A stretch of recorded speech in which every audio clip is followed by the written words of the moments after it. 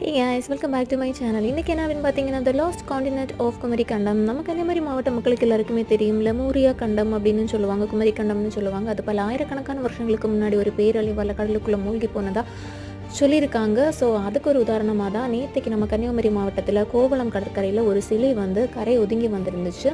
So இதை பற்றின நிறைய ஆராய்ச்சிகளும் நிறைய இன்வெஸ்டிகேஷன்ஸும் நடந்துகிட்டே தான் இருக்குது. ஆனால் எதுவுமே அஃபிஷியலாக இது வரைக்கும் யாருமே அக்செப்ட் பண்ணலை.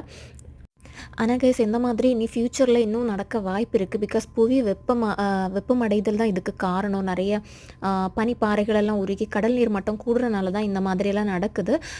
ஸோ இன்னும் ஃப்யூச்சரில் வந்து கடலோரமாக இருக்கிற நிறைய நகரங்கள் வந்து கடலுக்குள்ளே மூழ்கிறதுக்கு வாய்ப்பு இருக்குது. இதெல்லாம் எனக்கு எப்படி தெரியும் அப்படின்னு யோசிக்காதீங்க. நான் ஆக்சுவலாக இந்த வீடியோ போடுறதுக்கு வேண்டி கொஞ்சம் கூகுள் பண்ணி பார்த்தேன்.